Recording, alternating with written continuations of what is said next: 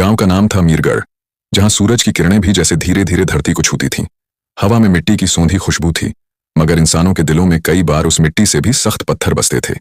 मीरघर के एक कोने में कच्ची दीवारों और छप्पर की छांव तले एक छोटा सा घर था। उस घर में रहने वाला मर्द अपने सख्त मिजाज के लिए मशहूर था। उसका दिल बेटियों के लिए नफरत से भरा था। उसकी बीवी, एक नर्म दिल औरत जिसकी आंखों में हमेशा एक हल्की सी उदासी रहती, अपने शौहर की गुस्से के साए में जीती थी। उस दिन सुबह सुबह गांव में हलचल थी। औरत की कोख से एक नन्ही सी बेटी ने जन्म लिया था, मगर यह खबर उस मर्द के लिए कोई खुशी नहीं बल्कि गुस्से की आग थी। उसने बच्ची को देखा तक नहीं, बस अपने कंधे पर कुल्हाड़ी रखी और घर से निकल गया। औरत बिस्तर पर पड़ी थी, कमजोर, थकी हुई, मगर उसकी आंखें अपनी नन्ही सी बेटी को देखकर चमक रही थीं। उसने बच्ची को सीने से लगाया, उसके माथे पर बारीक सी पपड़ी चूमी और धीरे से कहा, मेरी जान, तू तो मेरी दुनिया है। मगर यह खुशी ज्यादा देर न ठहरी। रात के साए जब गहरे हुए, मर्द घर लौटा। उसकी आंखों में वही पुरानी सख्ती थी। उसने औरत की तरफ देखा, जो बच्ची को गोद में लिए हल्के हल्के थपक रही थी। ये बोझ यहां नहीं रहेगा, उसने ठंडी सांस के साथ कहा। औरत की आंखें फट पड़ी। उसने गिड़गिड़ाना शुरू किया, नहीं, मेरी बच्ची को छूना मत, ये मेरी जान है। उसकी आवाज में दर्द था, मगर मर्द का दिल पत्थर था। उसने बच्ची को औरत की गोद से छीन लिया। औरत चीखी, रोई, अपने हाथों से मर्द के पांव पकड़ने की कोशिश की, मगर वो न माना। वो बच्ची को एक पुरानी चादर में लपेट कर घर से निकल पड़ा। रात का सन्नाटा था, सिर्फ जंगल के कीड़ों की आवाजें गूंज रही थीं। मीरगढ़ के पास वाला जंगल घना था, जहां दिन में भी लोग डरते थे। मर्द ने जंगल के एक सुनसान कोने में बच्ची को जमीन पर रख दिया। उसने एक बार भी पीछे मुड़कर नहीं देखा और वापस चल पड़ा। बच्ची की नन्ही सी सांसें उस ठंडी रात में हल्के हल्के चल रही थीं। उसी वक्त जंगल के ऊंचे पेड़ों में एक मादा चील बैठी थी। उसका कद आम चीलों से बड़ा था, पंख इतने मजबूत कि हवा को चीर सकें। उसकी आंखें रात के अंधेरे में भी सब कुछ देख सकती थीं। उसने जमीन पर पड़ी उस नन्ही सी जान को देखा। बच्ची की हल्की सी किलकारी ने चील के दिल को छू लिया। उसकी ममता, जो शायद कभी न जागी थी, उस पल जाग उठी। चील ने अपने पंख फैलाए और धीरे से नीचे उतरी। उसने बच्ची को अपने पंजों से बड़े आराम से उठाया, जैसे कोई माँ अपनी औलाद को गोद में लेती है। फिर वो उड़ चली जंगल के और गहरे हिस्से की तरफ। इधर गांव में औरत का रोना थमने का नाम न ले रहा था। वो बार बार अपने आप को पीट रही थी, मेरी बच्ची, मेरी बच्ची, मगर उसकी आवाज उस छोटे से घर की दीवारों से आगे न जा सकी। मर्द ने उसे चुप रहने को कहा, मगर उसकी आंखों में भी एक हल्का सा डर था। शायद उसे अंदाजा था कि उसने जो किया वो कोई छोटी बात नहीं। जंगल में चील बच्ची को एक ऊंचे पहाड़ की चोटी पर ले गई, जहां उसका घोंसला था। घोंसला सूखी टहनियों और पत्तों से बना था, मगर उसमें एक अजीब सी गर्मी थी। चील ने बच्ची को वहां रखा और अपने पंखों से उसे ढक लिया, जैसे कोई माँ अपने बच्चे को ठंड से बचाती है। बच्ची की सांसें अब सुकून में थीं। उसकी छोटी सी मुट्ठी हल्के हल्के हिल रही थी। चील की आंखें बच्ची पर टिकी थीं, जैसे वो कोई खजाना हो। उधर गांव में सवेरा होने को था। औरत ने हिम्मत जुटाई और अपने कमजोर बदन को घसीटते हुए घर से निकली। वो जंगल की तरफ भागी, जहां उसका शौहर बच्ची को ले गया था। उसकी आंखें सूजी हुई थीं, मगर दिल में एक उम्मीद थी, शायद उसकी बच्ची जिंदा हो। जंगल का रास्ता खतरनाक था, मगर उस औरत के लिए उस पल दुनिया का कोई डर मायने नहीं रखता था। मीरगढ़ का जंगल अपनी गहराइयों में न जाने कितने राज छुपाए बैठा था। सूरज की किरणें पेड़ों की घनी छांव को चीरकर जमीन तक मुश्किल से पहुंचती थीं। उसी जंगल की एक ऊंची चोटी पर, सूखी टहनियों और पत्तों से बने घोंसले में, वो नन्ही सी बच्ची अब धीरे धीरे बड़ी हो रही थी। चील, जिसका कद आम चीलों से बड़ा था, उसकी मां बन चुकी थी। वो बच्ची को अपने पंखों की गर्मी देने की कोशिश करती, जंगल से छोटे छोटे फल और बीज लाती और उन्हें चबाकर बच्ची को खिलाती। बच्ची की हंसी अब घोंसले में गूंजती थी और चील की आंखों में एक अजीब सी चमक रहती, जैसे वो औलाद को देख रही हो। बच्ची अब करीब 2 बरस की हो चली थी। उसकी आंखें जंगल की हरियाली की तरह चमकती थीं और उसके छोटे छोटे हाथ घोंसले की टहनियों को पकड़कर खेलते। चील ने उसे एक अनोखे ढंग से पाला था। वो उसे अपने पंखों पर बिठाकर जंगल के ऊपर उड़ान भरती, ताकि बच्ची को हवा का एहसास मिले। बच्ची हंसती और उसकी आवाज जंगल के सन्नाटे को तोड़ती, मगर यह सब जंगल की गहराइयों में हो रहा था, जहां इंसानों की नजरें नहीं पहुंचती थीं। उधर मीरगढ़ में वक्त जैसे ठहर सा गया था। बच्ची को जंगल में छोड़ने के बाद उसकी मां का दिल टूट चुका था। वो औरत जिसने अपनी बच्ची के लिए कड़ी मेहनत करने की ठानी थी, अब चुपके चुपके जी रही थी। उसका चेहरा उदास रहता, मगर वो अपने शौहर के सामने आंसुओं को छुपाती। वो मर्द जिसने अपनी बेटी को जंगल में फेंक दिया था, अब अपनी जिंदगी में मस्त था। वो खेतों में काम करता, गांव वालों के साथ हंसी मजाक करता, जैसे कुछ हुआ ही ना हो। मगर रात के सन्नाटे में जब वो अकेला होता, उसकी आंखों में एक हल्का सा डर झलकता। शायद उसे अंदाजा था कि उसने जो किया वो कोई छोटी बात नहीं थी। मां को अब भी उम्मीद थी कि उसकी बच्ची कहीं जिंदा होगी। वो अक्सर जंगल के किनारे जाती, वहां घंटों बैठकर अपनी बच्ची को याद करती, मगर जंगल का सन्नाटा उसे कोई जवाब न देता। गांव वालों ने उसकी हालत देखकर कई बार पूछा, क्या बात है, मगर वो चुप रहती। उसे डर था कि अगर उसने सच बताया तो उसका शौहर और सख्त हो जाएगा। इधर मीरगढ़ से कई कोस दूर एक और गांव था, स्याहकोट। यह गांव अपने शिकारियों के लिए मशहूर था। स्याहकोट का एक शिकारी, जिसका नाम कोई नहीं जानता था, जंगल में अपनी हिम्मत और चालाकी के लिए जाना जाता था। लोग उसे बस शिकारी कहते थे। उसका कद लंबा था, चेहरा सख्त और आंखें ऐसी कि जंगल के हर कोने को भेद सके। शिकारी का दिल जंगल से जुड़ा था। वो जानवरों की आवाजें समझता, पेड़ों की हलचल समझने की कोशिश करता और हवा की सिमत से खतरे का अंदाजा लगाता। मगर उसका एक राज था, वो कभी किसी कमजोर जानवर को निशाना नहीं बनाता था। एक दिन शिकारी अपने गांव से निकला और मीरगढ़ के जंगल की तरफ बढ़ चला। उसने सुना था कि इस जंगल में एक अनोखी चील देखी गई है, जिसका कद आम चीलों से बड़ा है। शिकारी को यह बात बेचैन कर गई। वो अपने साथ सिर्फ एक पुराना कमान और कुछ तीर लिए था। वो जंगल में दाखिल हुआ और उसकी नजरें हर तरफ घूम रही थीं। उसने देखा कि जंगल का सन्नाटा कुछ ज्यादा ही गहरा था। पेड़ों की टहनियां जैसे कोई राज छुपाए थीं। शिकारी ने एक ऊंचे पेड़ के नीचे डेरा डाला। उसने आग जलाई और अपनी रोटी सेंकने लगा। तभी उसे एक हल्की सी आवाज सुनाई दी, किसी बच्चे की हंसी जैसी। उसने चौंक कर इधर उधर देखा, मगर कुछ नजर न आया। आवाज फिर आई, इस बार और साफ। शिकारी ने अपनी आंखें सिकोड़ी और ऊपर की तरफ देखा। वहां दूर एक छोटी पर उसे एक बड़ा सा घोंसला दिखा। उसने सोचा, चील का घोंसला होगा, मगर यह हंसी। उसका दिल बेचैन हो उठा। उधर घोंसले में बच्ची खेल रही थी। चील उसे कुछ रंग बिरंगे पत्थर लाकर देती और बच्ची उन्हें पकड़कर हंसती। चील की नजरें बच्ची पर रहती थीं। मगर उस रात चील को कुछ अजीब सा महसूस हुआ। उसने जंगल की हवा को सूंघा और उसकी आंखें सिकुड़ गईं। उसे अंदाजा था कि कोई इंसान जंगल में दाखिल हुआ है। चील ने अपने पंख फैलाए और बच्ची को और करीब कर लिया। शिकारी ने फैसला किया कि वो अगली सुबह उस छोटी तक जाएगा। उसे नहीं पता था कि वो घोंसला सिर्फ एक चील का नहीं, बल्कि एक अनोखी कहानी का ठिकाना था। इधर मीरगढ़ में मां रात को चुपके से जंगल के किनारे बैठी थी। उसकी आंखों में आंसुओं की एक पतली सी लकीर थी। उसे नहीं पता था कि उसकी बच्ची न सिर्फ जिंदा है, बल्कि जंगल की एक चील की गोद में है। मीरगढ़ का जंगल अपनी गोद में अनगिनत कहानियां छुपाए था और अब उसकी गहराइयों में एक नई कहानी लिखी जा रही थी। चील, जिसका कद आम चीलों से बड़ा था, अब बच्ची को लेकर जंगल के एक और घने हिस्से में जा पहुंची थी। यह हिस्सा इतना घना था कि सूरज की किरणें भी पेड़ों की मोटी छांव को मुश्किल से भेद पाती थीं। हवा में नमी थी और जमीन पर पत्तों की मोटी चादर बिछी थी जो हर कदम पर सरसराती थी। चील ने इस जगह को चुना क्योंकि यहां इंसानों की पहुंच लगभग नामुमकिन लग रही थी। उसने एक बड़े बरगद के पेड़ की सबसे ऊंची टहनी पर अपना नया घोंसला बनाया। घोंसला पहले से भी मजबूत था, जैसे चील जानती हो कि अब उसे बच्ची को और ज्यादा हिफाजत से रखना है। बच्ची अब 2.5 बरस की हो चली थी। उसकी आंखें जंगल की हर चीज को अजीब नजरों से देखती थीं। वो घोंसले में बैठकर चील के पंखों को छूती, उसके नाखूनों को अपनी नन्ही उंगलियों से पकड़ती और हल्के हल्के बड़बड़ाती। चील उसकी हर हरकत पर नजर रखती। वो जंगल से फल, बीज और कभी कभी छोटी मछलियां लाती, जिन्हें वो बच्ची के लिए मुलायम करके खिलाती। बच्ची की हंसी अब इस नए घोंसले में बस गई थी और चील का दिल उस हंसी में बसता था। मगर जंगल कभी चैन से नहीं रहता। एक रात जब चांद की रोशनी जंगल की पत्तियों पर टिमटिमा रही थी, एक लोमड़ी उस घोंसले के नीचे पहुंच गई। ये लोमड़ी भूखी थी, उसकी आंखें लाल थीं और उसकी नाक हवा में कुछ सूंघ रही थी। बच्ची उस रात भूख के मारे हल्के हल्के रो रही थी। उसकी छोटी सी आवाज जो घोंसले में गूंज रही थी, लोमड़ी के कानों तक पहुंची। लोमड़ी ने अपनी नाक ऊपर की ओर बरगद के पेड़ को देखा। उसकी चालाक आंखों में एक चमक थी। वो धीरे धीरे पेड़ की तरफ बढ़ी। उसके पंजे जमीन पर बिना आवाज किए पड़ रहे थे। चील उस वक्त घोंसले में थी, मगर उसकी आंखें रात के सन्नाटे को भेद रही थीं। उसने लोमड़ी की हल्की सी सरसराहट सुनी। उसका जिस्म सख्त हो गया और उसने अपने पंखों को बच्ची के चारों तरफ लपेट लिया। लोमड़ी अब पेड़ के तने तक पहुंच चुकी थी।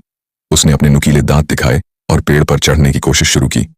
उसकी भूख ने उसे बेकरार कर दिया था और बच्ची की प्यारी आवाज ने उसकी लालच को और बढ़ा दिया। मगर चील कोई आम मां नहीं थी। जैसे ही लोमड़ी की एक टांग पेड़ की टहनी पर पड़ी, चील ने अपने पंख फैलाए और तेजी से नीचे उतरी। उसकी चीख जंगल में गूंजी, ऐसी चीख कि पेड़ों की पत्तियां तक कांप उठीं। लोमड़ी ने चौंक कर ऊपर देखा, मगर तब तक देर हो चुकी थी। चील ने अपने नुकीले नाखूनों से लोमड़ी के चेहरे पर वार किया। एक बार, फिर दूसरा। लोमड़ी की आंखों पर चील के नाखूनों ने गहरे घाव कर दिए। लोमड़ी दर्द से चीखी। उसका खून जमीन पर टपकने लगा।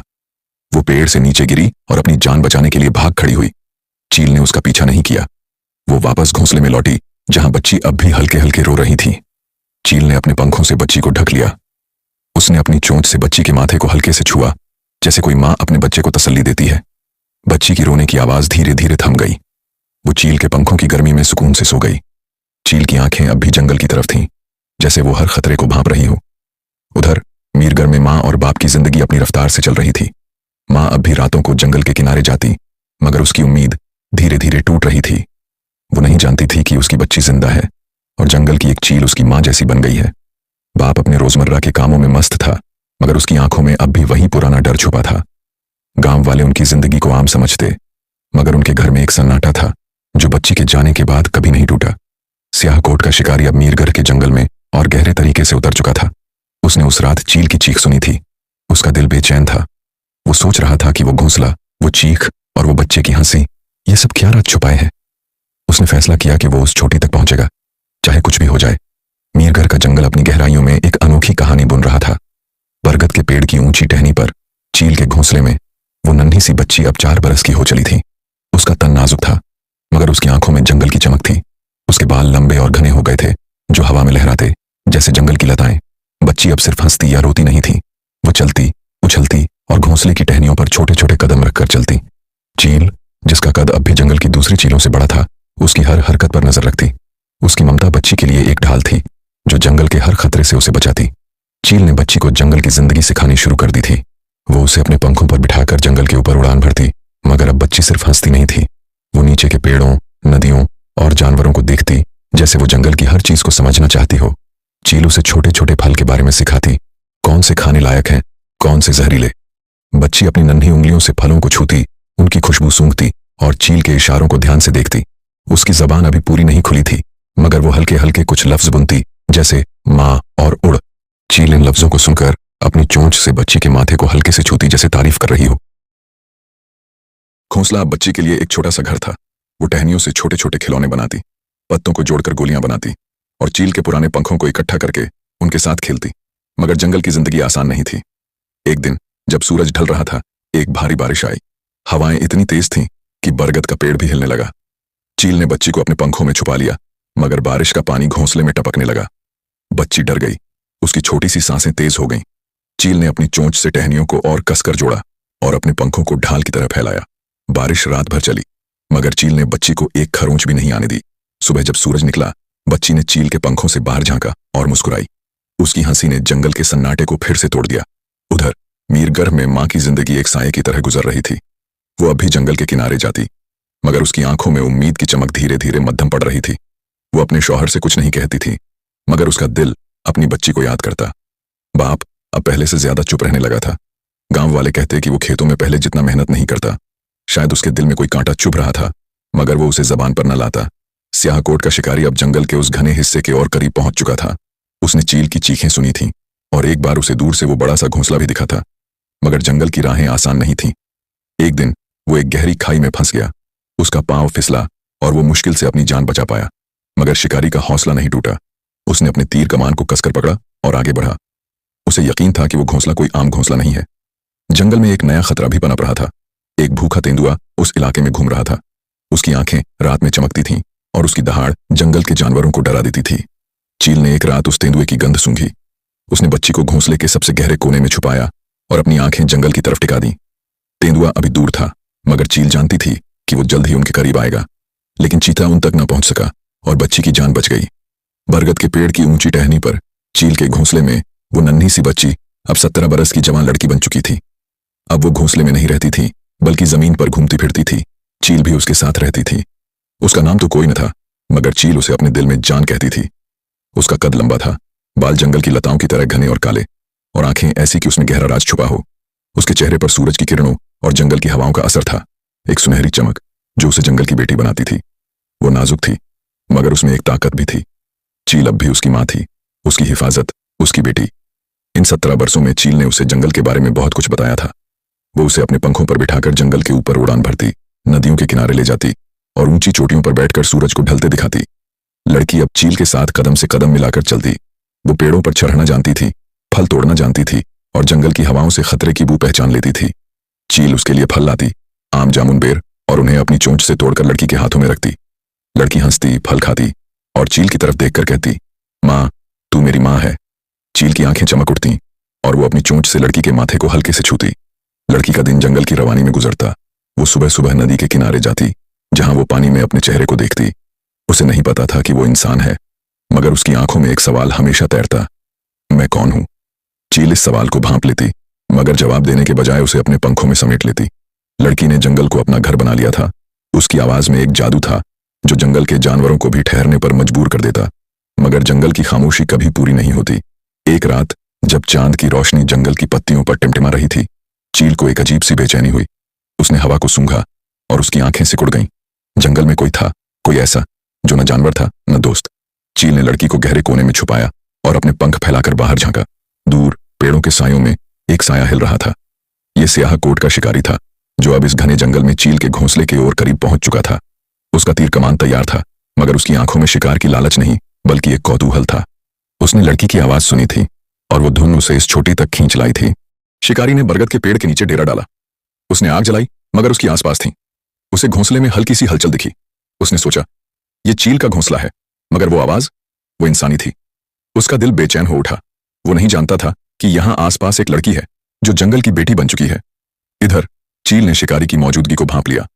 उसने लड़की को और करीब कर लिया, मगर लड़की की आंखों में डर नहीं बल्कि एक सवाल था। उसने चील से पूछा, मां, वो कौन है? चील चुप रही, मगर उसकी आंखें जंगल की तरफ टिकी थीं।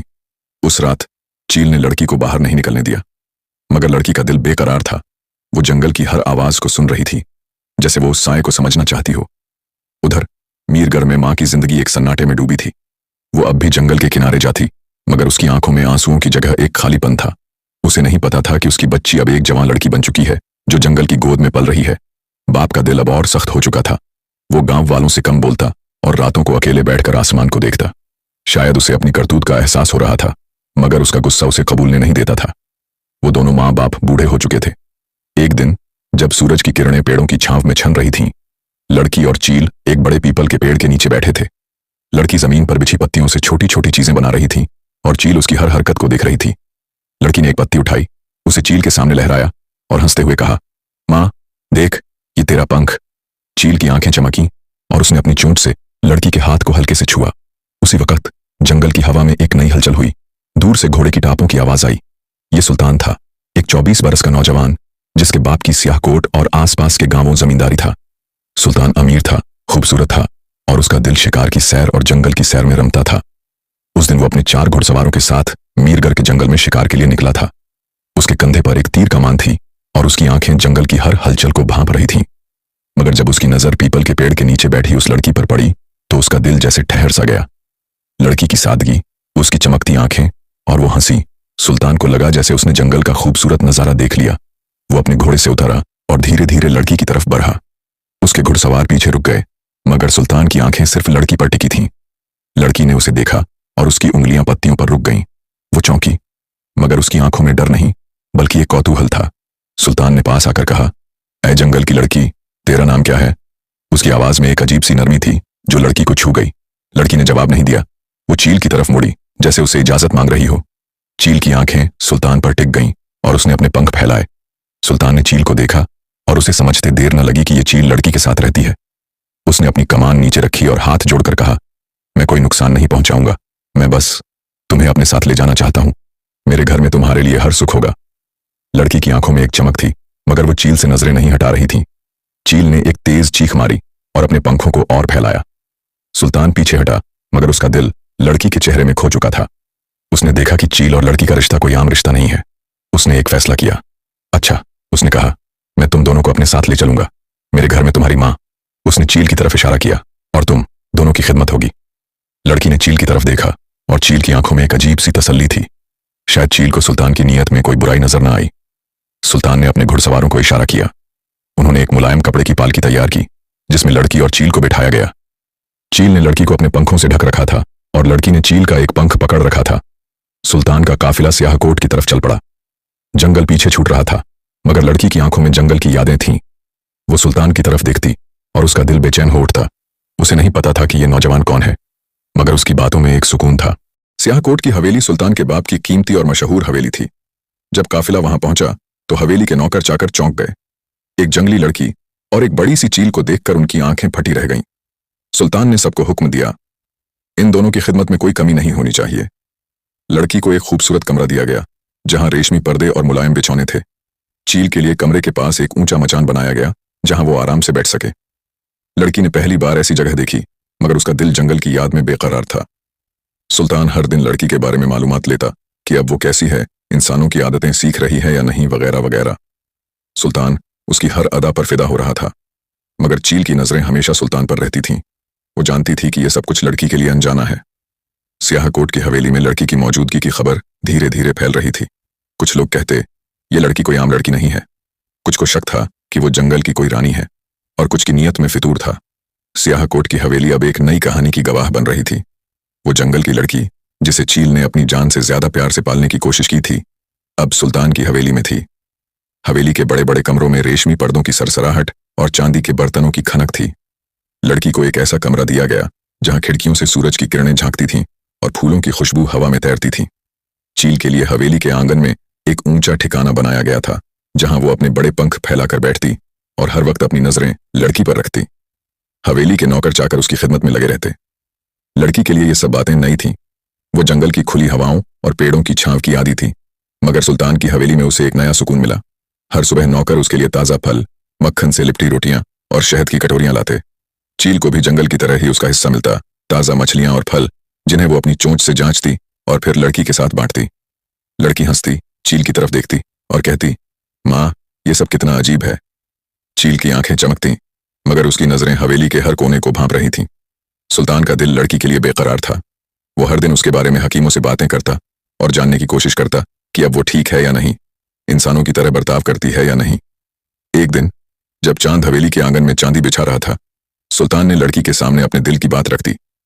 तुम मेरी जिंदगी की रोशनी हो, क्या तुम मेरे साथ इस हवेली की मालिका बनोगी? लड़की ने चील की तरफ देखा। चील चुप थी, मगर उसकी आंखों में एक तसल्ली थी। लड़की ने हल्के से सिर हिलाया और सुल्तान का चेहरा खुशी से चमक उठा। कुछ ही महीनों बाद हवेली में शादी की रौनक छा गई। स्याहकोट के बड़े बड़े लोग आए, मिठाइयों की खुशबू हवा में बसी और ढोल नगाड़ों की आवाज गूंजी। सुल्तान ने लड़की का नाम रखा महनाज।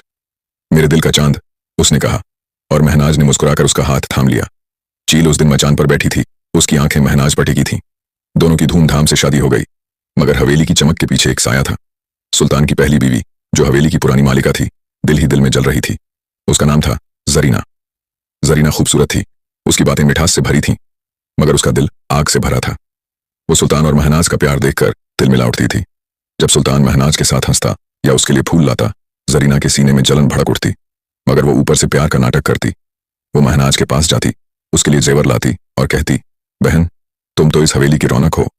महनाज, जो जंगल की सादगी में पली थी, उसकी बातों में बह जाती, मगर चील की आंखें जरीना को भांप रही थीं।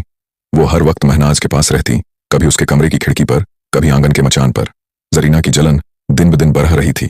वो रातों को अकेले बैठकर सुल्तान की बेरुखी पर आंसू बहाती, मगर उसका गुस्सा महनाज पर उतरता। उसने मन ही मन कुछ ठान लिया था, ये जंगल की लड़की मेरी जगह नहीं ले सकती। वो बड़बड़ाती, मगर वो चुपके चुपके अपनी चाल चल रही थी, ताकि न सुल्तान को शक हो न महनाज को। महनाज की जिंदगी अब हवेली में थी। वो सुल्तान के साथ बगीचे में घूमती, उसकी बातें सुनती। चील भी उसके साथ थी, कभी वो महनाज के पास बैठती, कभी उसके कमरे की छत पर। सुल्तान चील की इस ममता को देखकर हैरान था। महनाज, वो कहता, तेरी ये माँ तो तुझसे बहुत प्यार करती है। महनाज हंसती और चील के पंखों को सहलाती, मगर हवेली की दीवारों के पीछे साए गहरा रहे थे। जरीना की जलन अब एक खतरनाक रूप ले रही थी। उसने हवेली के एक पुराने नौकर को अपने साथ मिला लिया, जो उसकी हर बात मानता था। इस जंगल की चील और उसकी बेटी को यहां से हटाना होगा, उसने कहा। नौकर ने हाँ में सिर हिलाया, मगर उसकी आंखों में डर था। चील ने एक रात जरीना की खुसफुसाहट सुनी, उसकी आंखें सिकुड़ गईं और उसने अपने पंख फैलाए। महनाज, जिसे सुल्तान ने अपने दिल की मालिका बनाया था, हवेली की हर सैर में सुल्तान के साथ हंसती खिलखिलाती। चील, जिसकी ममता महनाज की हर सांस के साथ जुड़ी थी, हर वक्त उसकी हिफाजत की कोशिश में लगी रहती। वो कभी महनाज के कमरे की खिड़की पर बैठती, कभी आंगन के ऊपर, और उसकी आंखें हवेली के हर कोने को भांप रही थीं। जरीना, सुल्तान की पहली बीवी, अब अपनी जलन को छुपा नहीं पा रही थी। उसका चेहरा ऊपर से मुस्कुराता, मगर उसकी आंखों में एक साए की तरह गुस्सा ठहरा था। वो महनाज को देखती, उसके साथ सुल्तान की हंसी सुनती, और उसके सीने में एक आग भड़क उठती। ये जंगल की लड़की मेरी जगह ले रही है, वो रातों को अकेले बड़बड़ाती। उसने अपने पुराने नौकर को अपनी साजिश में हिस्सेदार बना लिया था। गुलाम एक चालाक और खामोश आदमी था, जिसकी वफादारी सिर्फ जरीना के सिक्कों से बंधी थी। इस चील और उसकी बेटी को हवेली से निकालना होगा, जरीना ने फुसफुसाते हुए कहा। गुलाम ने कहा, मगर उसकी आंखों में एक हल्का सा डर था। एक रात जब चांद हवेली के बगीचे में चांदी बिछा रहा था, जरीना और गुलाम हवेली के एक पुराने तहखाने में मिले। तहखाने की दीवारें नम थीं और वहां की सन्नाटे में उनकी खुसफुसाहट गूंज रही थी। महनाज को हवेली से दूर करना होगा, जरीना ने कहा। उसकी आवाज में झर था, मगर वो चील हर वक्त उसके साथ है। गुलाम ने सुझाया, हमें पहले चील को रास्ते से हटाना होगा। जरीना ने एक ठंडी मुस्कान बिखेरी। ठीक है, उसने कहा, मगर यह काम ऐसा हो कि किसी को शक न पड़े। उन्होंने एक खतरनाक चाल सोची, चील को जहरीला खाना खिलाना। अगले दिन जरीना ने महनाज को अपने कमरे में बुलाया। उसने मुस्कुराते हुए कहा, बहन, मैंने तुम्हारे लिए खास पकवान बनवाए हैं। महनाज, जो जंगल की सादगी में पली थी, ने उसकी बात को मान लिया। वो जरीना के साथ हवेली के बड़े बावर्ची खाने में गई। वहां मेज पर तरह तरह के पकवान सजे थे, मक्खन वाली रोटियां, मसालेदार गोश्त और शहद में डूबी मिठाइयां। चील, जो हमेशा महनाज के पास रहती थी, मेज के पास एक ऊंचे स्टैंड पर बैठी थी। जरीना ने एक खास तश्तरी में गोश्त रखा और चील की तरफ बढ़ाया। तेरी माँ के लिए भी कुछ है, उसने कहा। उसकी मुस्कान में मक्कारी छुपी थी। महनाज ने चील की तरफ देखा। चील की नाक ने जहर की बू पकड़ ली। उसने एक तेज चीख मारी और तश्तरी को अपनी चोंच से उड़ा दिया। गोश्त फर्श पर बिखर गया। जरीना का चेहरा सफेद पड़ गया, मगर उसने अपनी घबराहट छुपाई। अरे, ये क्या? उसने हंसते हुए कहा। शायद इसे पसंद नहीं आया। मगर चील की आंखें अब जरीना पर टिकी थीं। वो जान गई थी कि यह कोई मामूली खाना नहीं था। उस रात चील ने महनाज को अपने पंखों में समेट लिया। महनाज ने चील से पूछा, माँ, तुझे क्या हुआ? चील चुप रही, मगर उसने महनाज को और करीब कर लिया। वो जानती थी कि हवेली अब महफूज नहीं थी, मगर वो महनाज को सुल्तान से दूर भी नहीं करना चाहती थी। सुल्तान, जो महनाज से बेपनाह मोहब्बत करता था, को कुछ भी पता नहीं था। वो हर शाम महनाज के साथ बगीचे में घूमता और उसकी बातों पर हंसता। मगर जरीना की साजिश अब और खतरनाक हो रही थी। कुछ दिन बाद हवेली में एक बड़ा जश्न होने वाला था। सियाहकोट के बड़े बड़े लोग आने वाले थे। जरीना ने सोचा कि यह मौका उसकी चाल को पूरा करने के लिए सही है। उसने गुलाम को एक नया हुक्म दिया, जश्न की रात जब सब नाच गाने में मस्त होंगे, तुम चील को पकड़कर हवेली से दूर ले जाओ और महनाज को। उसने रुककर एक ठंडी सांस ली। उसे जंगल में छोड़ आना। गुलाम ने हामी भर ली, मगर उसका दिल कांप रहा था। वो चील की ताकत को जानता था। जश्न की रात हवेली चमक रही थी। महनाज ने एक रेशमी जोड़ा पहना था और सुल्तान उसकी खूबसूरती पर खुश था। चील अपने ठिकाने पर बैठी थी। जरीना ने महनाज को बुलाया और सुल्तान ने उसका हाथ थाम लिया। मगर जैसे ही जश्न शुरू हुआ, गुलाम और उसके दो साथी चुपके से चील की तरफ बढ़े। उनके हाथों में एक बड़ा जाल था। चील ने उनकी हलचल भांप ली। उसने एक ऐसी चीख मारी कि हवेली का शोर थम गया। वो हवा में उड़ी और गुलाम के चेहरे पर अपने नाखूनों से वार किया। गुलाम चीखा और पीछे गिरा। जाल फर्श पर बिखर गया। हवेली में अफरा तफरी मच गई। सुल्तान ने महनाज को अपने पीछे खींच लिया। ये क्या हो रहा है? उसने चिल्लाकर पूछा। जरीना ने घबराते हुए कहा, यह चील पागल हो गई है। मगर महनाज ने चील की आंखों में देखा। वो समझ गई कि कुछ गलत हो रहा है। उसने सुल्तान का हाथ छुड़ाया और चील की तरफ दौड़ी। माँ, उसने चिल्लाया। चील नीचे उतरी और महनाज को अपने पंखों में समेट लिया। उस रात हवेली का जश्न अधूरा रह गया। सुल्तान गुस्से में था, मगर उसे समझ नहीं आ रहा था कि असल में हुआ क्या। जरीना ने अपनी चाल छुपाने की कोशिश की, मगर चील की आंखें अब उससे नहीं हट रही थीं। महनाज का दिल बेचैन था। उसे यकीन था कि कोई उसकी मां को नुकसान पहुंचाना चाहता है, और चील जानती थी कि यह साजिश अभी खत्म नहीं हुई है। सियाहकोट की हवेली में अब रोशनी की जगह एक गहरा सन्नाटा पसर गया था। जश्न की रात चील की चीख और गुलाम यानी नौकर के चेहरे पर खून के धब्बों ने सबको सन्न कर दिया था। महनाज का दिल बेचैन था और चील की आंखें हवेली के हर कोने को भांप रही थीं। सुल्तान, जो अपनी नई बीवी से बेपनाह मोहब्बत करता था, अब गुस्से और शक के बीच झूल रहा था। यह सब क्या हो रहा है? उसने महनाज से पूछा। उसकी आवाज में एक ठंडक थी। महनाज ने चील की तरफ देखा और उसकी आंखों में जवाब की जगह एक डर था। वो जानती थी कि कोई उनकी मां को नुकसान पहुंचाने की फिराक में है। जरीना ने अपनी नाकामी को छुपाने की पूरी कोशिश की। उसने सुल्तान के सामने आंसुओं का नाटक किया। मैंने तो बस उस चील को खाना देना चाहा, उसने रुआंसी आवाज में कहा, मगर वो पागल हो गई। शायद ये जंगल की चील हवेली की जिंदगी में नहीं रह सकती। सुल्तान ने उसकी बात सुनी, मगर उसका दिल यकीन नहीं कर रहा था। उसने गुलाम को बुलाया, जिसका चेहरा अब पट्टियों से ढका था। सच बोल, सुल्तान ने सख्ती से कहा। यह जाल और यह हड़बड़ी क्या थी? गुलाम ने जरीना की तरफ देखा, मगर उसकी जबान ने साथ नहीं दिया। सुल्तान साहब, उसने हकलाते हुए कहा, हम बस चील को शांत करना चाहते थे। सुल्तान का चेहरा और सख्त हो गया। उसने गुलाम को हवेली के तहखाने में बंद करने का हुक्म दिया। महनाज अब अपने कमरे में चुपचाप बैठी थी। चील उसके पास खिड़की पर बैठी थी। उसकी आंखें हवेली के आंगन को देख रही थीं। महनाज ने चील के पंखों को सहलाया और धीरे से कहा, मां, मुझे डर लग रहा है। यह हवेली जंगल से ज्यादा खतरनाक है। चील ने अपनी चोंच से महनाज के माथे को हल्के से छुआ, जैसे तसल्ली दे रही हो, मगर चील की आंखों में एक चमक थी। वो साजिश की गंध सूंघ चुकी थी। जरीना, जो अपनी चाल की नाकामी से दिल मिला रही थी, अब और बेकरार हो उठी थी। उसने फैसला किया कि अब उसे और सख्त कदम उठाना होगा। उसने हवेली के एक और नौकर को अपने साथ मिलाया, एक चालाक और लालची शख्स जो सिक्कों के लिए कुछ भी करने को तैयार रहता था। महनाज को हवेली से गायब करना होगा, जरीना ने फुसफुसाते हुए कहा, मगर इस बार चील को कोई शक नहीं होना चाहिए। नौकर ने सिर हिलाया और एक खतरनाक चाल सोची। उसने जरीना को बताया कि हवेली के पास एक पुराना कुआं है जो अब सूख चुका है। हम महनाज को वहां ले जाएंगे, उसने कहा, और चील को उलझाएंगे। अगली रात जब हवेली सो रही थी, नौकर ने महनाज के कमरे के बाहर एक खत रख दिया। खत में लिखा था, महनाज, सुल्तान तुम्हें बगीचे में इंतजार कर रहा है। महनाज, जो सुल्तान पर पूरा भरोसा करती थी, ने खत पढ़ लिया और चील को साथ लेकर बगीचे की तरफ चल दी। चील ने हवा को सूंघा और अपनी आंखें सिकोड़ लीं। उसे कुछ गलत होने की आहट मिली थी। बगीचे में सुल्तान नहीं था, वहां सिर्फ नौकर और उसके दो साथी खड़े थे, उनके हाथों में रस्सियां और एक बड़ा सा बोरा। महनाज ने पीछे हटने की कोशिश की, मगर नौकर ने उसका हाथ पकड़ लिया। चुपके से हमारे साथ चलो, उसने धमकाते हुए कहा, वरना तुम्हारी चील को मार देंगे। महनाज का दिल धड़कने लगा। उसने चील की तरफ देखा और चील ने एक तेज चीख मारी। वो हवा में उड़ी और नौकर के चेहरे पर अपने नाखूनों से वार किया। नौकर चीखा और जमीन पर गिर पड़ा, मगर उसका एक साथी ने चील पर जाल फेंका।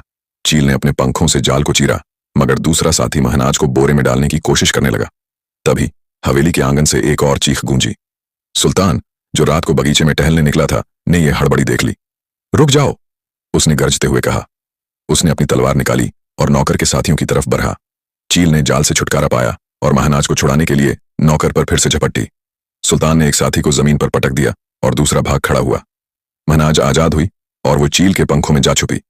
सुल्तान ने महनाज से पूछा, तुम ठीक हो? उसने पूछा। उसकी आवाज में डर और गुस्सा था। महनाज ने सिर हिलाया, मगर उसकी आंखें गीली थीं। चील ने सुल्तान की तरफ देखा और उसकी आंखों में एक अजीब सी तसल्ली थी। सुल्तान ने नौकर को पकड़ लिया और उससे सच उगलवाने का हुक्म दिया। नौकर ने डरते डरते जरीना का नाम लिया। सुल्तान का चेहरा गुस्से से लाल हो गया। जरीना, उसने बड़बड़ाया। उस रात हवेली में एक तूफान खड़ा हो गया। सुल्तान ने जरीना को अपने सामने बुलाया। क्या सच है ये? उसने पूछा। उसकी आवाज में आग थी। जरीना ने इनकार किया, मगर उसकी आंखें उसकी मक्कारी बयान कर रही थीं। चील ने एक चीख मारी, जैसे जरीना को धमकी दे रही हो। महनाज चुप थी। जरीना की साजिश का पर्दा उठ चुका था और सुल्तान का गुस्सा सिर से आसमान पर जा रहा था। उस रात जब नौकर ने जरीना का नाम लिया, हवेली की दीवारें जैसे कांप उठीं। सुल्तान ने महनाज को अपने पास बिठाया और चील खिड़की पर बैठी थी। उसकी आंखें जरीना पर टिकी थीं। महनाज का दिल धड़क रहा था, मगर चील की मौजूदगी उसे हिम्मत दे रही थी। सुल्तान ने जरीना को हवेली के बड़े हॉल में बुलाया, जहां चांदनी फर्श पर चांदी बिछा रही थी। सच बोल, उसने गरजते हुए कहा, क्या तूने मेरी महनाज को नुकसान पहुंचाने की साजिश रची? जरीना ने पहले तो इनकार किया। उसने आंसुओं का नाटक किया, अपनी कुर्ती का पल्लू थाम कर कहा, मैंने ये नहीं किया सुल्तान, ये सब गलतफहमी है। मगर उसकी आवाज में वो मिठास नहीं थी जो पहले हुआ करती थी। सुल्तान की आंखें उसे भेद रही थीं। उसने नौकर को फिर से बुलाया, जो अब डर के मारे कांप रहा था। बोल, पूरी हकीकत, सुल्तान ने कहा। नौकर ने सिर झुकाकर कहा, जरीना बेगम ने मुझे महनाज को कुएं में फेंकने का हुक्म दिया था और चील को। वो रुक गया। चील की तरफ देखने की हिम्मत नहीं हुई। सुल्तान का चेहरा पत्थर जैसा हो गया। उसने जरीना की तरफ देखा और उसकी आंखों में सिर्फ गुस्सा नहीं, बल्कि एक गहरा दर्द था। तू मेरी पहली बीवी थी, उसने धीरे से कहा, मगर तेरा दिल इतना जहरीला कैसे हो गया? जरीना ने कुछ कहना चाहा, मगर उसकी जबान ने साथ नहीं दिया। चील ने एक तेज चीख मारी, जैसे जरीना को उसकी करतूत की सजा की धमकी दे रही हो। सुल्तान ने फैसला सुनाया, तू इस हवेली में और नहीं रहेगी। कल सवेरे तू अपने मायके चली जाएगी और फिर कभी मेरे सामने नहीं आएगी। जरीना का चेहरा सफेद पड़ गया।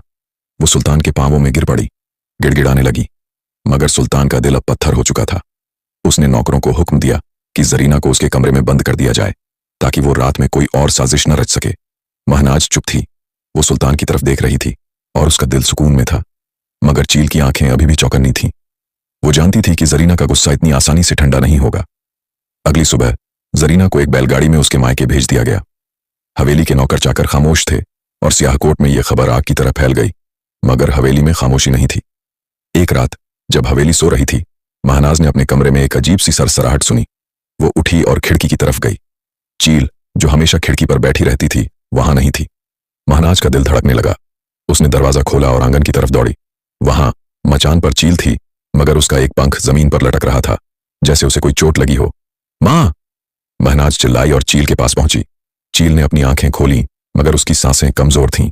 महनाज ने सुल्तान को जगाया। सुल्तान ने चील को देखा और तुरंत हवेली के हकीम को बुलाया। हकीम ने चील की जांच की और कहा, इसके पंख में कोई जहरीली चीज लगी है, शायद कोई तीर या कांटा। सुल्तान का चेहरा फिर से गुस्से से लाल हो गया। जरीना, उसने बड़बड़ाया, मगर जरीना तो हवेली से जा चुकी थी। फिर यह साजिश किसकी थी? सुल्तान ने हवेली के हर नौकर से पूछताछ शुरू की, मगर कोई जवाब नहीं मिला। महनाज दिन रात चील के पास बैठी रहती। वो उसकी चोंच को पानी से तर करती, उसके पंखों को सहलाती और कहती, मां, तू मुझे छोड़कर नहीं जा सकती। चील की आंखें महनाज पर टिकी थीं, मगर उसकी ताकत धीरे धीरे कम हो रही थी। एक रात चील ने अपनी आखिरी ताकत से महनाज के हाथ को अपनी चोंच से छुआ और एक हल्की सी चीख मारी। फिर उसकी आंखें बंद हो गईं। हकीम ने देखा और कहा, यह अभी जिंदा है। चील को दवाखाने में ले जाया गया और काबिल हकीमों ने उसका इलाज शुरू किया। आखिरकार वो धीरे धीरे ठीक होने लगी, लेकिन पूरी तरह तंदुरुस्त नहीं हुई। महनाज का दिल टूट गया। वो चील के पंखों में अपना चेहरा छुपाकर रोने लगी। सुल्तान ने उसे अपने सीने से लगाया, मगर उसका अपना दिल भी भारी था। हवेली में सन्नाटा था और आंगन का मैदान अब खाली था। एक दिन महनाज ने सुबह उठकर सुल्तान से कहा, मुझे जंगल जाना होगा। मेरी माँ ने मुझे कुछ बताना चाहा था, लेकिन अब ये बोल भी पा रही थी। सुल्तान ने उसकी बात सुनी, मगर उसका दिल डर रहा था। महनाज, जंगल खतरनाक है, उसने कहा, मगर महनाज का इरादा पक्का था। मेरी माँ ने मुझे जंगल में पाला, उसने कहा, अब मुझे उसकी आखिरी बात सुनना है। सुल्तान ने आखिरकार हामी भर दी। उसने अपने कुछ वफादार सिपाहियों को महनाज के साथ जंगल भेजने का इंतजाम किया, मगर हवेली के साए अभी खत्म नहीं हुए थे। जरीना, जो अपने मायके चली गई थी, ने सियाहकोट में अपने एक पुराने दोस्त को खबर भेजी थी। वो दोस्त हवेली की हर खबर पर नजर रख रहा था। जब उसे पता चला कि महनाज जंगल जा रही है, उसने जरीना को पैगाम भेजा। जरीना की आंखें चमक उठीं। ये आखिरी मौका है, उसने बड़बड़ाया। उधर सुल्तान ने अपने 4 वफादार सिपाहियों को महनाज के साथ भेजा और खुद भी उनके साथ चल पड़ा। चील, जो अब भी कमजोर थी मगर जिंदा थी, एक खास पालकी में महनाज के साथ थी। हकीम ने उसका इलाज किया था और उसकी सांसें अब सुकून में थीं, मगर उसकी ताकत अभी पूरी नहीं लौटी थी। मीरगर का जंगल, जहां महनाज ने अपने 17 बरस बिताए थे, अब उनके सामने था। जंगल की हवा में वही पुरानी सूंधी खुशबू थी, मगर महनाज के लिए ये अब सिर्फ यादों का ठिकाना नहीं था। सुल्तान ने महनाज का हाथ थामा और कहा, जहां तुझे जाना है, मैं तेरे साथ हूं। महनाज ने चील की तरफ देखा, जो पालकी में अपनी आंखें खोले हुए थी। चील ने एक हल्की सी चीख मारी, जैसे महनाज को रास्ता बता रही हो। महनाज ने सिपाहियों को बरगद के उस पुराने पेड़ की तरफ चलने को कहा, जहां वो और चील सालों तक रही थी। रास्ते में जंगल की घनी छांव और पेड़ों की सरसराहट ने महनाज के दिल को छू लिया। वो रुक रुक कर पेड़ों को देखती, जैसे कोई पुरानी याद ताजा हो रही हो। सुल्तान उसकी खामोशी को समझ रहा था। ये तेरा घर था, उसने धीरे से कहा। महनाज ने सिर हिलाया, मगर उसकी आंखें गीली थीं। जब वो बरगद के पेड़ के नीचे पहुंचे, महनाज ने घोंसले को देखा। वो अब पुराना और टूटा फूटा था, मगर उसमें वही गर्मी थी जो चील ने उसे दी थी। महनाज ने घोंसले की टहनियों को छुआ और चील की तरफ देखा। चील ने अपनी चोंच से महनाज के हाथ को हल्के से छुआ। तभी महनाज की नजर जमीन पर पड़ी। वहां एक छोटा सा कपड़ा था जो पत्तियों में दबा हुआ था। उसने उसे उठाया। कपड़ा पुराना और फटा था, मगर उसमें एक निशान था, एक छोटा सा करहा हुआ फूल। महनाज का दिल धड़कने लगा। उसे ये कपड़ा जाना पहचाना लगा, मगर वो समझ नहीं पाई कि क्यों। उधर मीरगर गांव में महनाज की असली माँ अब भी जंगल के किनारे जाया करती थी। वो बूढ़ी हो चली थी, उसकी आंखों में उदासी थी, मगर उसका दिल अभी भी अपनी बच्ची की उम्मीद से भरा था। उसका शौहर, जो अपनी बेटी को जंगल में छोड़ आया था, अब टूट चुका था। वो खेतों में कम जाता और रातों को अकेले बैठकर आसमान को देखता। गांव वालों ने उसकी हालत देखकर कहा, इसका दिल अब बचता रहा है, मगर वो अपनी गलती को जबान पर न लाता। माँ ने एक बार उससे कहा, क्या तुझे कभी हमारी बच्ची की याद नहीं आती? उसने जवाब नहीं दिया, मगर उसकी आंखें गीली थीं। महनाज ने वो कपड़ा सुल्तान को दिखाया। ये क्या है? उसने पूछा। सुल्तान ने कपड़े को ध्यान से देखा और कहा, शायद ये उस वक्त का है जब तुझे जंगल में छोड़ा गया था। महनाज का दिल तेजी से धड़का। छोड़ा गया? उसने सवालिया नजरों से सुल्तान को देखा। सुल्तान ने चील की तरफ देखा, जैसे जवाब मांग रहा हो। चील ने एक हल्की सी चीख मारी और अपनी आंखें जंगल की तरफ मोड़ लीं। तभी जंगल में एक सरसराहट हुई। सिपाहियों ने अपनी तलवारें निकाल लीं। सुल्तान ने महनाज को अपने पीछे खींच लिया। चील, जो अब भी कमजोर थी, ने अपने पंख फैलाए, जैसे खतरे को भांप रही हो। एक साया पेड़ों के पीछे से निकला। वो जरीना का पुराना दोस्त था, जिसे उसने महनाज पर नजर रखने को कहा था। उसके हाथ में एक भाला था और उसकी आंखें महनाज पर टिकी थीं। तू वही जंगल की लड़की है, उसने कहा। उसकी आवाज में जड़ था। जरीना का हिसाब अभी बाकी है। सुल्तान ने अपनी तलवार उठाई। एक कदम और बढ़ा तो तेरा आखिर होगा, उसने गरजते हुए कहा। मगर उस शख्स ने हंसते हुए कहा, तुझे नहीं पता सुल्तान कि ये लड़की किसकी बेटी है। महनाज का दिल रुक सा गया। किसकी बेटी? उसने पूछा। शख्स ने जवाब देने से पहले एक जहरीली मुस्कान बिखेरी, मगर तभी चील ने अपनी आखिरी ताकत से उस पर झपट्टा मारा। उसने अपने नाखूनों से शख्स के कंधे को जख्मी कर दिया। शख्स चीखा और भाग खड़ा हुआ। सिपाहियों ने उसका पीछा किया, मगर वो जंगल की गहराइयों में गायब हो गया। महनाज ने चील को अपनी बाहों में लिया। चील की सांसें अब और कमजोर थीं। सुल्तान ने महनाज को गले लगाया और कहा, हमें इस राज को सुलझाना होगा। वो शख्स कुछ जानता है। महनाज ने उस कपड़े को फिर से देखा। उसे यकीन था कि यह कपड़ा उसकी असली कहानी से जुड़ा है।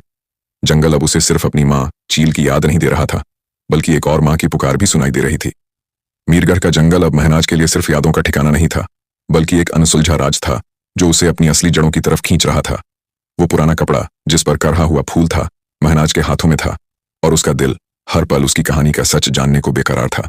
सुल्तान, जो अपनी बीवी की हर तकलीफ को अपना दर्द मानता था, जंगल की इस सैर में उसके साथ था। चील, जिसकी सांसें अब कमजोर थीं, पालकी में थी, मगर उसकी आंखें अभी भी महनाज पर टिकी थीं। जंगल की हवा में एक अजीब सी बेचैनी थी, जैसे कोई अनकहा सच सामने आने को तैयार हो। महनाज ने सुल्तान से कहा, मुझे लगता है ये कपड़ा मेरी असली माँ का है। सुल्तान ने कपड़े को फिर से देखा। हो सकता है, उसने कहा, मगर हमें इसका सच जानने के लिए मीरगढ़ गांव जाना होगा। शायद वहां कोई इसे पहचान ले। महनाज ने चील की तरफ देखा। चील ने एक हल्की सी चीख मारी, जैसे उनको जाने के लिए कह रही हो। सुल्तान ने अपने सिपाहियों को हुक्म दिया कि वो मीरगढ़ गांव की तरफ बढ़ें, मगर जंगल का रास्ता आसान नहीं था। पेड़ों की घनी छांव और टहनियों की सरसराहट हर कदम पर खतरे की आहट दे रही थी। उधर मीरगढ़ गांव में महनाज की असली माँ अब और बुरी हो चली थी। उसका चेहरा झुर्रियों से भरा था, मगर उसकी आंखें अभी भी अपनी बच्ची की तलाश में जंगल की तरफ देखती थीं। वो हर शाम जंगल के किनारे जाती, एक पुरानी चादर को सीने से लगाए जिस पर वही करहा हुआ फूल था। उसका शौहर, जो अपनी करतूत की सजा अपने दिल में भुगत रहा था, अब गांव वालों से दूर रहता था। वो रातों को अकेले बैठकर अपनी बेटी को याद करता। एक दिन माँ ने उससे कहा, अगर हमारी बच्ची जिंदा है तो मैं उसे ढूंढ लूंगी। उसने जवाब नहीं दिया, मगर उसकी आंखें गीली थीं। जंगल में महनाज और सुल्तान का काफिला धीरे धीरे मीरगढ़ की तरफ बढ़ रहा था। रास्ते में एक नदी पड़ी, जिसका पानी ठंडा और गहरा था। सिपाहियों ने नदी पार करने के लिए एक पुराना पुल ढूंढा, मगर वो टूटा फूटा था। सुल्तान ने महनाज का हाथ थामा और कहा, डर मत, मैं तेरे साथ हूं।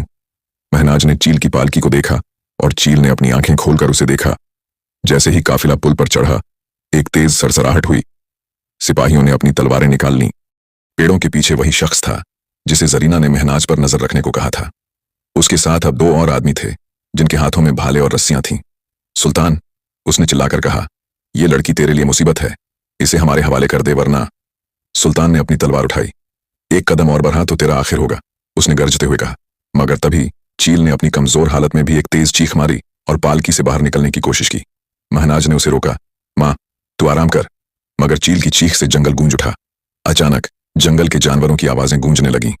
भेड़िए की गुर्राहट, परिंदों की चहचहाहट और पेड़ों की हलचल ने उन शख्सों को डरा दिया। जरीना के आदमी पीछे हटे और सुल्तान के सिपाहियों ने मौका देखकर उन पर हमला किया। 2 आदमी जंगल में भाग गए, मगर जरीना का दोस्त पकड़ा गया।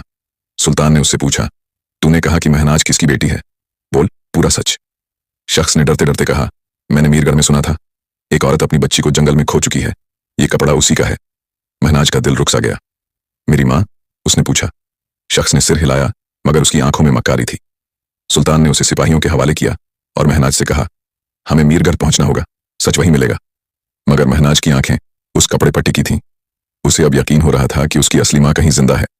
जंगल में महनाज और सुल्तान का काफिला मीरगढ़ के और करीब पहुंच रहा था, मगर चील की हालत अब और नाजुक हो रही थी। महनाज ने उसकी चोंच को पानी से तर किया और कहा, माँ, तू मुझे छोड़कर नहीं जा सकती। चील ने अपनी आंखें खोली और महनाज के हाथ को हल्के से छुआ। सुल्तान ने महनाज को गले लगाया और कहा, हम सच ढूंढ लेंगे, तेरी माँ चील अभी तेरे साथ है। मगर जंगल के साए अभी खत्म नहीं हुए थे। जरीना का दोस्त, जो पकड़ा गया था, सिपाहियों की नजरों से चुपके से भाग निकला। उसने जंगल में अपने साथियों को इकट्ठा किया और एक नई साजिश रची। महनाज को मीरगढ़ पहुंचने से पहले रोकना होगा, उसने कहा। मीरगढ़ का जंगल अब महनाज के लिए एक अनकही सैर का आखिरी पड़ाव बन चुका था। वो पुराना कपड़ा जिस पर करहा हुआ फूल था, उसके सीने से लगा था, और उसका दिल हर धड़कन के साथ अपनी असली माँ की पुकार सुन रहा था। सुल्तान, जो अपनी बीवी की हर बेचैनी को अपना दर्द मानता था, उसके कदम से कदम मिलाकर चल रहा था। चील, जिसकी सांसें अब सिर्फ थोड़ी थोड़ी चल रही थीं, पालकी में थी। उसकी आंखें कमजोर थीं, मगर महनाज पर टिकी थीं, जैसे वो अपनी बेटी को आखिरी बार देखना चाहती हो। जंगल की हवा में एक अजीब सी ठंडक थी, और हर पेड़, हर टहनी जैसे कोई राज फुसफुसा रही थी। महनाज और सुल्तान का काफिला अब मीरगढ़ गांव के बिल्कुल करीब पहुंच चुका था। सिपाहियों की तलवारें तैयार थीं, क्योंकि जरीना के उस दोस्त की साजिश की आहट अभी भी जंगल में गूंज रही थी। महनाज ने सुल्तान से कहा, मुझे यकीन है मेरी माँ इस गांव में है, ये कपड़ा मुझे उस तक ले जाएगा। सुल्तान ने उसका हाथ थामा और कहा, हम उसे ढूंढ लेंगे, मगर होशियार रहना, जंगल अभी भी खामोश नहीं है। चील ने एक हल्की सी चीख मारी, जैसे सुल्तान की बात की तस्दीक कर रही हो। मीरगढ़ गांव में महनाज की असली माँ उस सुबह जंगल के किनारे खड़ी थी। उसकी आंखें सूजी हुई थीं, और उसके हाथों में वही पुरानी चादर थी जिस पर करहा हुआ फूल था। महनाज और सुल्तान का काफिला एक खुले मैदान में पहुंचा। जहां से मीरगर गांव की झोपड़ियां दिख रही थीं। महनाज ने कपड़े को फिर से देखा और सुल्तान से कहा, मुझे लगता है हम करीब हैं। मगर तभी पेड़ों के पीछे से एक तेज हलचल हुई। जरीना का दोस्त अपने 4 साथियों के साथ भालों और तलवारों से लैस सामने आ गया। बस यहीं तक, उसने जहरीली मुस्कान के साथ कहा। यह लड़की मीरगर नहीं पहुंचेगी, जरीना का हिसाब अभी बाकी है। सुल्तान ने अपनी तलवार निकाली और महनाज को अपने पीछे खींच लिया। तुझे मुझसे पार पाना होगा, उसने गरजते हुए कहा। सिपाही तुरंत हरकत में आ गए और जंगल में तलवारों की खनक गूंजने लगी। महनाज ने चील की पालकी को देखा और चील ने अपनी आखिरी ताकत से पंख फैलाए। वो पालकी से बाहर निकली और एक तेज चीख के साथ जरीना के दोस्त पर झपटी। उसके नाखूनों ने उस शख्स के कंधे को जख्मी कर दिया, मगर चील का बदन अब और नहीं झेल सका। वो जमीन पर गिर पड़ी। मां! महनाज चिल्लाई और चील के पास दौड़ी। सुल्तान और सिपाहियों ने बाकी हमलावरों को खदेड़ दिया और जरीना का दोस्त जंगल में भाग गया। महनाज ने चील को अपनी गोद में लिया। चील की सांसें अब बस नाम को ही चल रही थीं। उसने अपनी चोंच से महनाज के हाथ को हल्के से छुआ और एक आखिरी चीख मारी। फिर उसकी आंखें बंद हो गईं।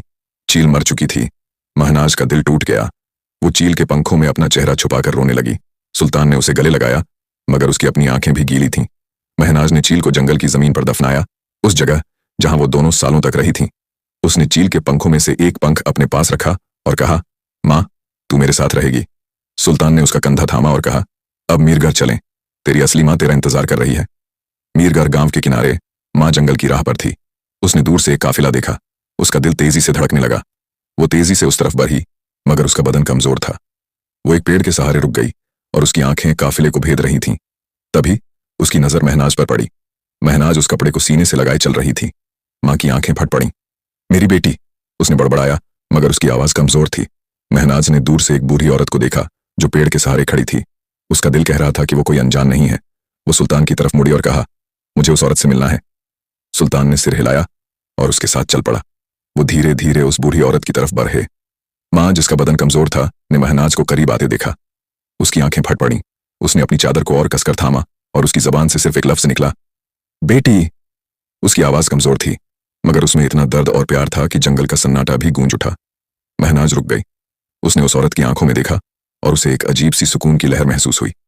वो तेजी से आगे बढ़ी और मां के सामने खड़ी हो गई। क्या तुम मेरी मां हो? उसने कांपती आवाज में पूछा। मां ने महनाज के हाथ में थमा कपड़ा देखा और उसकी आंखों से आंसुओं की धार बह निकली। हाँ मेरी जान, उसने कहा, तू मेरी बेटी है। मैंने तुझे उस रात खो दिया था। उसकी आवाज टूट गई। महनाज ने मां को गले लगा लिया और दोनों मां बेटी रोने लगीं। सुल्तान दूर खड़ा था। उसकी आंखें भी गीली थीं। जंगल की पत्तियां जैसे उनकी खुशी में सरसरा रही थीं। मां ने महनाज को उस रात की बात बताई, कैसे उसके शौहर ने उसे जंगल में छोड़ दिया था, कैसे वो चीखती रोती रही थी और कैसे उसने सालों तक अपनी बेटी की तलाश की। मैंने कभी उम्मीद नहीं छोड़ी, उसने कहा। महनाज ने चील की कहानी सुनाई, कैसे उसने उसे बेटी बनाकर पाला। वो मेरी मां थी, महनाज ने कहा, और तुम भी मेरी मां हो। मां ने महनाज के माथे को चूमा और वापस मीरगढ़ गांव चल दिए। मीरगढ़ गांव में मां और महनाज की मुलाकात की खबर फैल गई। गांव वाले इकट्ठा हो गए और सबकी आंखें गीली थीं। मां ने महनाज को अपने टूटे फूटे घर में ठहराया। वहां महनाज की नजर एक पुरानी चादर पर पड़ी जिस पर वही करा हुआ फूल था। यह तुम्हारा था, मां ने कहा। महनाज ने चादर को गले लगाया और सुल्तान की तरफ देखा। मुझे मेरी मां मिल गई, उसने कहा, मगर एक साया अभी भी बाकी था। मां का शौहर, जो सालों से अपनी गलती के बोझ तले दबा था, गांव के किनारे खड़ा था। उसने महनाज को देखा और उसका दिल कांप उठा। वो जानता था कि उसकी बेटी जिंदा है, मगर क्या वो उससे माफी मांगने की हिम्मत जुटा पाएगा? महनाज और उसकी मां गांव के छोटे से घर में बैठी थीं। मां ने महनाज के लिए गर्म रोटियां और शहद परोसा और उसकी आंखें अपनी बेटी को देखकर चमक रही थीं। मैंने हर रात तुझे याद किया, मां ने कहा। उसकी आवाज में सालों का दर्द था। महनाज ने मां का हाथ थामा और कहा, तुमने मुझे कभी नहीं खोया। उसने अपनी जेब से चील का वो पंख निकाला जो उसने अपने पास रखा था और मां को दिखाया। मां ने पंख को छुआ और मुस्कुराई। उसी वक्त घर के बाहर एक साया ठहरा। वो मां का शौहर था, महनाज का बाप, जिसने उसे जंगल में छोड़ दिया था। सालों का पछतावा उसके चेहरे पर साफ दिख रहा था। उसका कद झुका हुआ था और उसकी आंखें जमीन की तरफ थीं। सुल्तान, जो बाहर खड़ा था, ने उसे देखा और महनाज को इशारा किया। महनाज ने अपने बाप को देखा और उसका दिल एक पल को ठहर गया। मां ने महनाज का कंधा थामा और कहा, वो तेरा बाप है बेटी। उसने गलती की, मगर उसका दिल अब टूट चुका है। महनाज धीरे धीरे बाहर निकली। बाप ने उसकी तरफ देखने की हिम्मत जुटाई और उसकी आंखें गीली थीं। मुझे माफ कर दे बेटी, उसने कांपती आवाज में कहा। मैंने तुझे खो दिया था, मैं जालिम था। महनाज चुप रही। उसने चील के पंख को अपने हाथ में थामा और कहा, मेरी मां, चील ने मुझे प्यार सिखाया। तुमने मुझे छोड़ा, मगर उसने मुझे बेटी बनाकर पाला। बाप ने सिर झुकाया और उसके आंसुओं ने जमीन को भिगो दिया। महनाज ने एक गहरी सांस ली और कहा, मैं तुम्हें माफ करती हूं, मगर अब हमें एक नई शुरुआत करनी है। बाप ने महनाज की तरफ देखा और उसकी आंखों में एक हल्की सी चमक थी।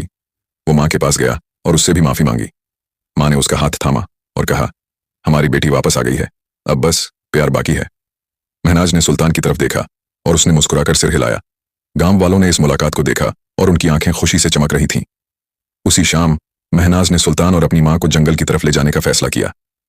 वो उस बरगद के पेड़ के नीचे गई जहां चील ने उसे पाला था। वहां चील जमीन में दबी हुई थी, वहां अब छोटे छोटे फूल उगाए थे। महनाज ने कहा, मां, तेरा शुक्रिया। तभी आसमान से एक तेज चीख गूंजी। सबने ऊपर देखा। वो वही बड़ी चील थी जो शायद उस चील की दोस्त थी। मां ने महनाज को गले लगाया और बाप दूर खड़ा उनकी खुशी को देख रहा था। जंगल की हवा अब हल्की और सुकून भरी थी, जैसे सारी साजिशें और साएं हमेशा के लिए गायब हो गए हों। जरीना का दोस्त जो जंगल में जख्मी होकर भाग गया था, अब स्याह कोट में किसी को मुंह दिखाने लायक नहीं रहा। जरीना जो अपने मायके में थी, को जब खबर मिली कि महनाज अपनी मां से मिल चुकी है, तो उसका गुस्सा ठंडा पड़ गया। उसने अपनी साजिशें छोड़ दी, क्योंकि अब उसका कोई मकसद नहीं बचा था। सियाहकोट की हवेली में सुल्तान और महनाज ने फैसला किया कि वो मीरगढ़ में मां और बाप के साथ वक्त बिताएंगे। सुल्तान ने गांव में एक नया घर बनवाया जहां मां और बाप आराम से रह सकें। और इस तरह ये कहानी खत्म हुई।